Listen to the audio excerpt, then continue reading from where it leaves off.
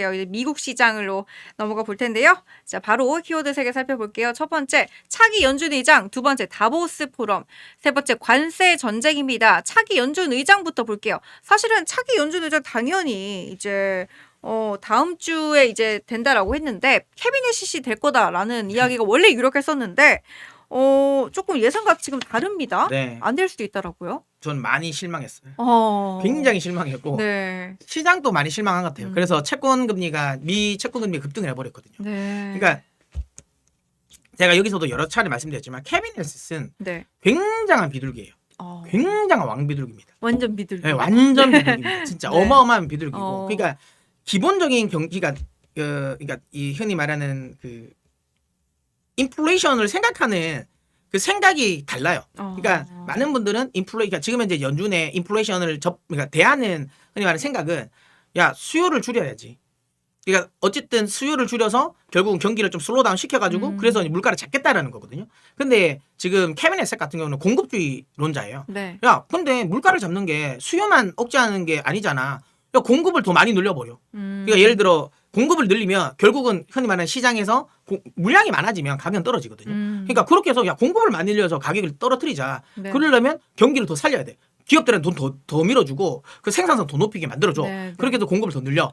그렇게 해야 된다라는 주의예요. 실제로 이게 예전에 그린스펀도 약간 그런 적이 있었어요. 네. 그때 이제 그거죠. 클린턴 대통령 때. 네. 그때가 약간 그런 우리가 흔히 말하는 골드락스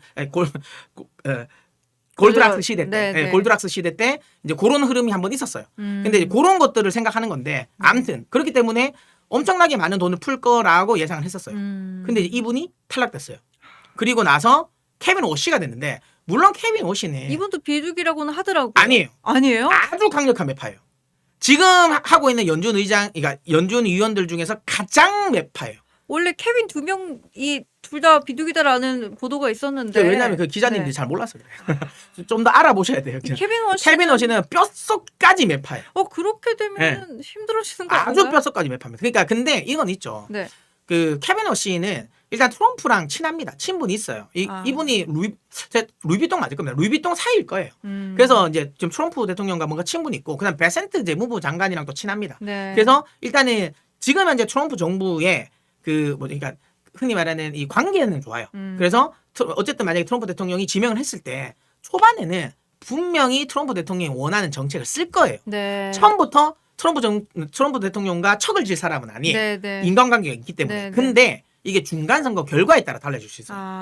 왜냐하면 만약에 중간선거가 끝나고 나서 혹시라도 공화당이 네. 양원을 장악을 못한다. 네. 그러면 트럼프 대통령이 힘이 빠지거든요. 그럼 그때부터 본인 길을 갈 가능성이 높아요.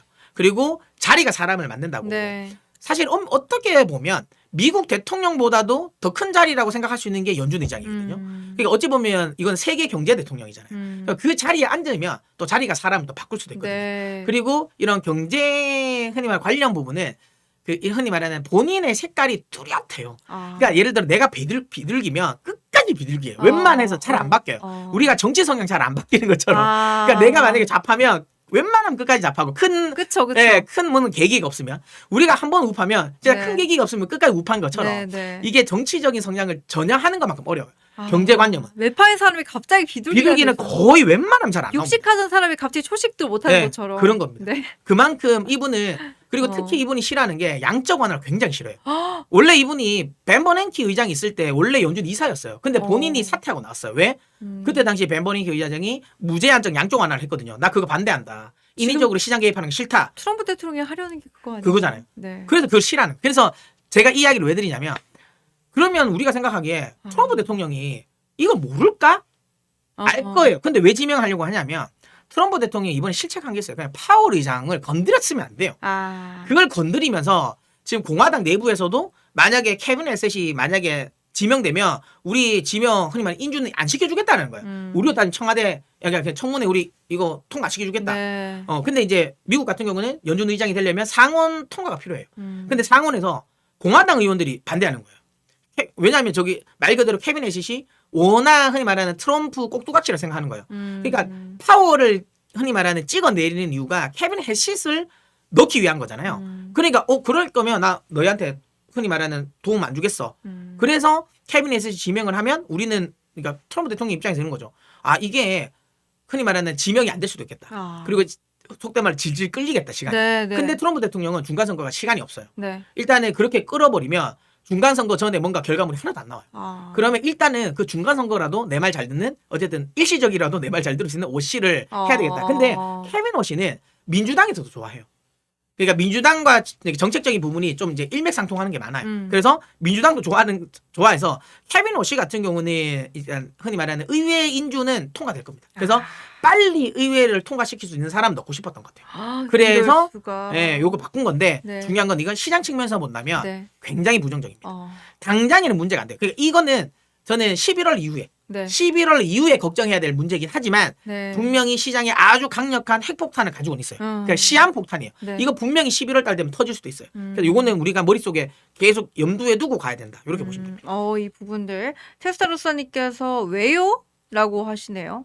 11월까지 왜 지켜봐야 되냐 이 다른 말 하시는 아닐까요? 건가요? 그 이야기 하시는 거예요. 이야기를 하시다가 이야기 하시는 거에 왜요일 것 같은데. 정부에서 강제 다른 이야기를 지금 네. 재밌게 나누고 계시는 거구나. 네. 채팅창 잘 읽어봤고요. 사실은 제가 캐비넷 이야기는 당연히 될 것이다라는 말을 계속했었기 때문에 조금 의외의 뉴스다라는 생각이 들었고 지금 시장에서도 좀 반응이 있는 것 같긴 합니다. 미국 주가가 흔들릴 가능성이 높아졌다 이런 네. 전망도 나오고 있는데 스콧 베선트 미국 재무장관이 이제 오늘 차기 미 연준 의장 지명은 다음 주가 될 것이다라고 이야기를 했기 못을 때문에 박았네요. 그러면 워시가 네. 될 것 같아요. 워시가 될 것 네, 같아요. 워시가 될 것 같습니다. 그러면 시장은 별로입니다.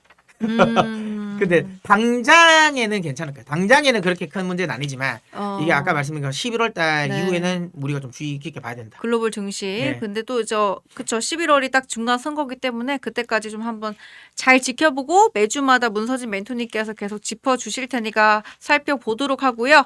자 다보스 이야기도 보도록 하겠습니다. 지금 트럼프 대통령이 다보스 포럼에서 어떤 발언을 하느냐가 사실은 글로벌 정세의 가름자가 될 수도 있다 이런 분석이 네. 나오고 있는데 사실 요즘 트럼프 대통령이 좀 굉장히 센 발언을 많이 이어가고 있잖아요. 네, 아무래도 이것도 다 중간 선거를 염두에 둔 거라고 생각되고요. 네. 일단 그린란드에 대한 부분은 저는 그렇게 생각해요.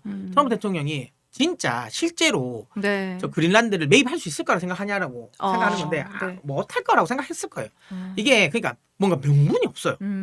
예를 들어 한 번이라도 네. 그린란드가 미국 영이었던 적이 있었으면 그걸 명분 삼아서 뭔가 다시 돌려줘가 되는데 네. 지금 단 한 번도 그린란드는 역사상 미국 영이었던 적이 없어요. 그렇죠. 그나마 2차 전쟁 때 2차 전쟁 그 기간 동안 그냥 보호는 했죠. 보호는 했고 지금 트럼프 대통령이 이야기하는 게 그잖아요. 그리고 야 지금까지 그린란드 보호한 거 우리 지금 미군이 저기 그 주둔해서 야 우리가 지원하고 우리가 버텼던 거지.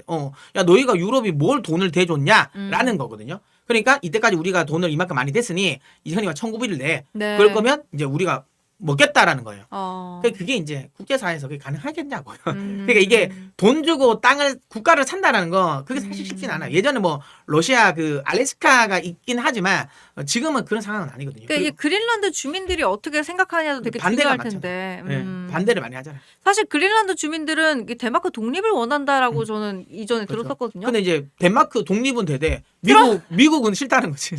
덴마크 독립을 한다는데 또 새로운 곳에 또 식민지가 된다는 네, 그런 그건 싫다는 느낌이. 거죠. 네. 그렇죠. 이게 어떻게 보면은 뭐 령에서 제가- 자기가 네. 떼어 떠고 싶다라는 건데 네. 또 다른 흔히 말하는 뭐 51개 주 주로 네. 다시 들어가는 거잖아요. 그쵸. 그것도 싫어하는 거겠죠.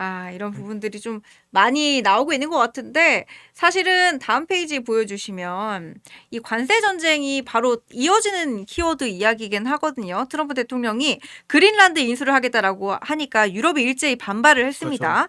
그래서 트럼프 대통령이 당신들 지금 이렇게 이야기하는 사람들 내가 관세 매기겠다라고 네. 하니까 이제 유럽에서 매겨봐. 공동 전략을 만들자. 아니 우리가 보복 관세를 매기자 여러 가지 검토를 하고 있다고는 하는데 이게 참 쉽지가 않아요. 어떻게 될까요? 그러니까 이게 아까도 말씀드린 것처럼 네. 그린란드 문제는 단계는 해결을 되진 않는데 그럼 이게 파국으로 갈 거냐고 하면 그렇진 않다라는 거예요. 어쨌든 미국은 EU가 필요하고 EU는 미국이 필요합니다. 지금 네. 상황에서. 네. 그러니까 그런 것들을 생각한다면 결국은 합의를 볼 가능성이 높다라는 거고. 어쨌든 근데 합의를 보는 과정에서 시끄럽겠죠. 뭐 보복 관세 이야기도 나올 거고. 그러니까 지금 뭐 EU에서 하잖아요. 그러면 미국 자산 동결해 버리겠다. 그 원래 미국이 많이 하는 거거든요.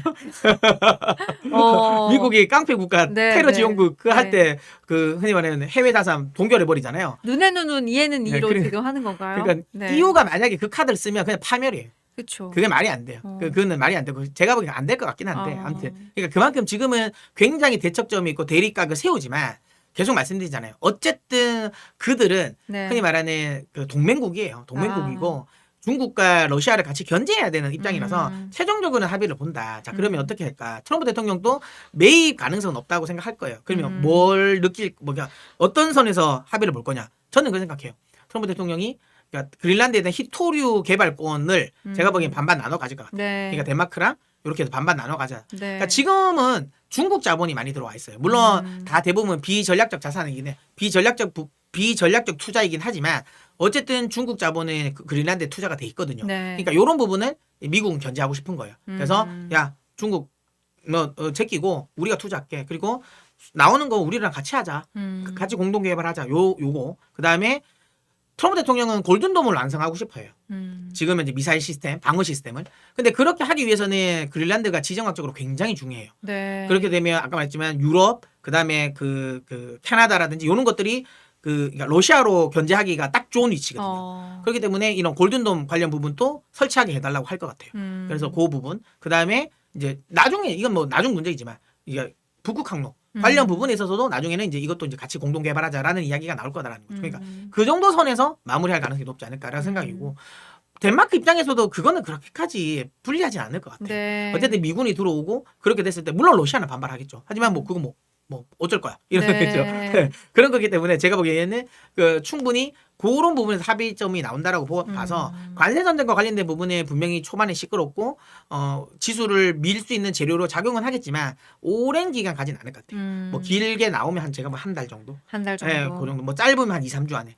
그래서 제가 어느 정도 봉합이 된다라고 네. 보고 그로 인한 조정은 저는 매수의 기회라고 봅니다.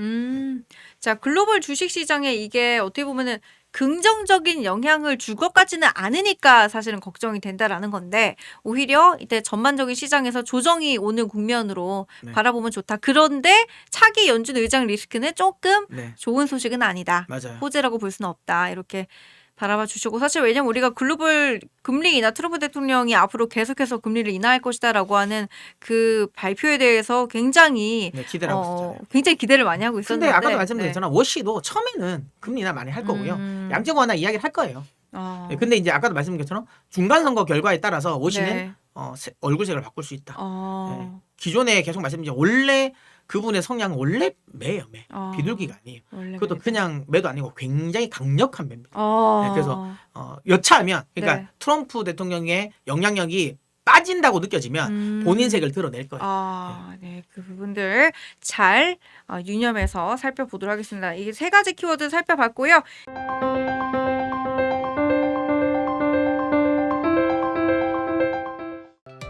다른 영상도 즐기시려면 구독 버튼을 꼭 눌러주세요.